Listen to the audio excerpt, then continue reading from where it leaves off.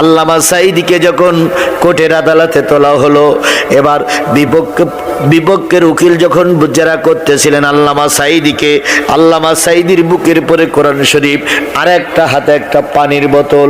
বিপক্ষের উকিল বলতেছে, হুজুর ওই কি বলে আপনার কেসের ফাইলে লেখা আছে 60 বছরের বুড়ির থেকে শুরু করে 12 বছরের মেয়েদের আপনি ধর্ষণ করেছেন।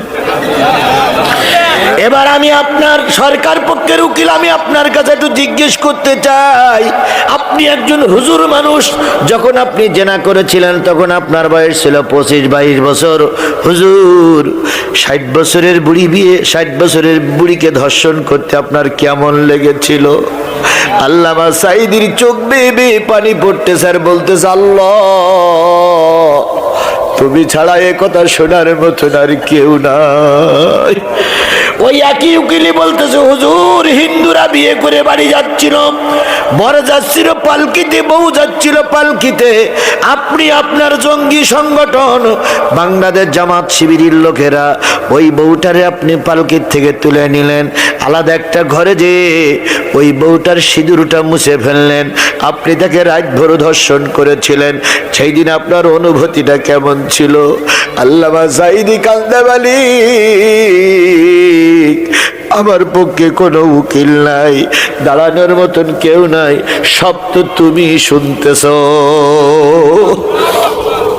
ওই উকিল, ওই হাসিনার উকিল এবার জিজ্ঞেস করছে, হুজুর 12 বছরের ছোট্ট একটা মেয়ে স্কুলে যাচ্ছিল, এখানে কি বলে আপনার কেসের ফাইলে লেখা আছে, আরজিতে লেখা আছে 12 বছরের একটা ছোট্ট মেয়ে স্কুলে যাচ্ছিল, আপনি তাকে তুলে নিয়ে রাতভর ধর্ষণ করলেন।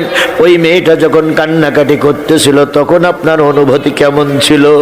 আল্লামা সাঈদী সকলের কথাগুলো শুনে নীরব হয়ে কোরআন শরীফটা বুকের পরে করে নিয়ে বলতেছে, আল্লাহ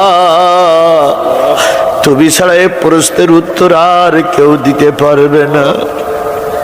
প্রধান বিচারপতি যখন রায় লিখবেন, আল্লাহর ওলি বললেন, ও বিচারপতি রায়টা লেখার আগে একটা জিনিস ভাবুন, আপনার বিচারের উপরে কিন্তু আর একজন বিচারক আছে, আপনার রায়ের পরে আর একজন রায় দেবার লোক আছে।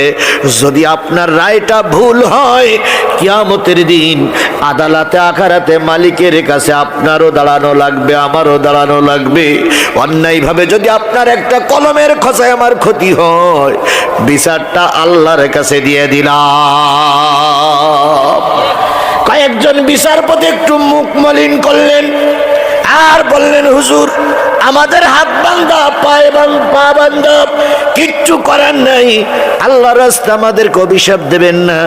একজন বিচারপতি